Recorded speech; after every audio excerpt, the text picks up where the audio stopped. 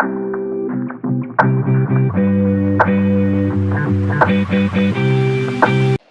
y'all, welcome back to my YouTube channel. My name is Alayla and I trade Trendlines along with market structure. Today's video, what we're gonna be doing, I'm gonna show you how I highlight my major key levels in the market. I focus on these levels because it tells me where the market is going, like the next level that it wants to reach to before it does something. So whenever I place a trade, I can target those levels, etc. Key levels are areas on the chart where the market used a certain price level as both resistance and support, or it can just be straight resistance, straight support. Alright, so let's get into the video. I like to use previous data, and I also like to stay on the 24-hour chart when highlighting my key levels. I need to at least see four touches of my horizontal line whenever I'm gonna draw it. So we're gonna look for an area. So an area like this is perfect, to be honest. An area like this is perfect because we have resistance here, resistance here, resistance, rejections here, and then the market used it as support. That's one small candle pullback, and then it pushed to the downside. So that is a very important level, being that it has so many touch points. All right.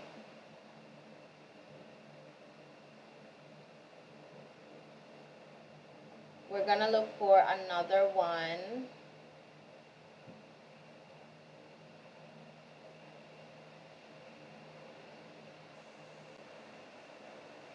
Alright, so I consider this here. A key level because we have support in this area, support, the market pushed off of it, support also here, and then in the current side of the chart, we see that the market made its way up to this level and then fell. You see, so it made its way to the level and then fell afterwards. And this is by using previous data. So this is why I say it's important when you have them outlined on your chart so that you can see where the market is going, where price is going. Alright, we're looking for another. I don't really want to have as much on my chart because it can get overcrowded. So sometimes I'll just stick to four main ones, four main ones. We have one here because we have resistance, rejections here also. So, and it came close to using it as support, so that's very important. And we're just gonna add one more.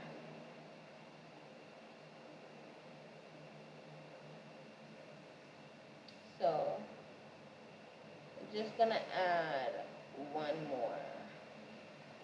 So we have one touch here, another, and then you see the market bounce off of it here. So this is what I like. I like when I have the key levels mapped out. We see the market reverse from this one. It could be pushing towards this one down here and bouncing off of it, depending on market conditions, of course. But it's very important that I have them outlined on my chart. I can do another one just to give an example. Let's go on 75 1 second. This was trending down before pushing to the upside here. I don't really like when there's not much data to go off of because the market, it's only ever been up here once. You see this?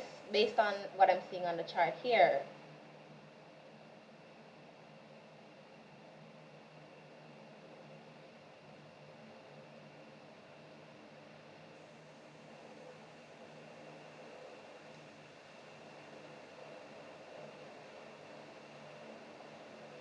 We can see that this is an important level because we have 1, 2, 3, 4 touches, 5 rejections here.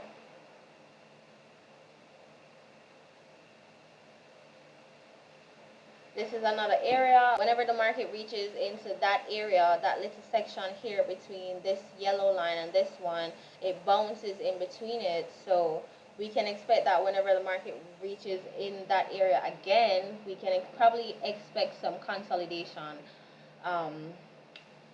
Probably.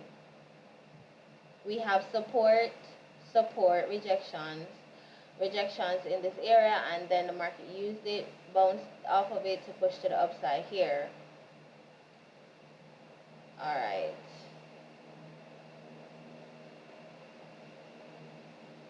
And then we have these areas over here, but the only way I would draw my level down here is if I had information down here before. It's not there, so I don't want, no, this is new information. To me, honestly, this is new information, so I don't think I'm going to be drawing anything here.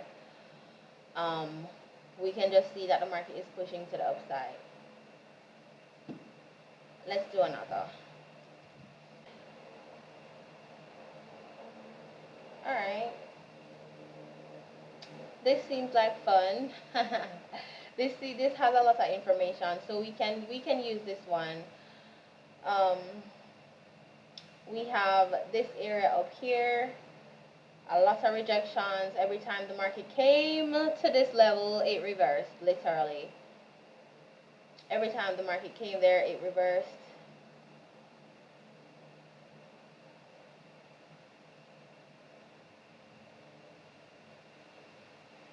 Yeah, we can definitely see that after reversing from this level, it bounced off of this level, continued bouncing for a while before pushing to the downside.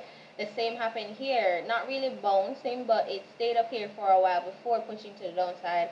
Also here, it stays up in this area before pushing to the downside, so that's good.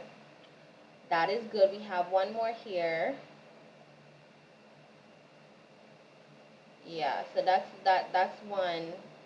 Another one we can pay attention to. Support, support, support, support. And oh, look, the market used it as resistance to push to the downside. I like what I'm seeing here. Okay, I really do like what I'm seeing here. There can be one here, but not much data to go off of because we only had previously one touch of this level. So no, let me get rid of that.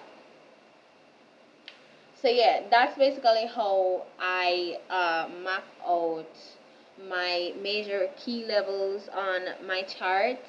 They have to be on my chart. Like, they have to be. They just have to be. They have to be. In my analysis, when I'm analyzing the market, my key levels have to be there.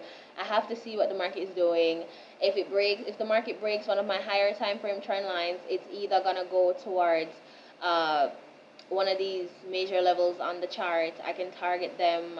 You can also, with other confluences, you can also use the key levels as entry points with other confluences, of course. So, yeah. Alright, so that's it for the video. Thank you for watching. Bye.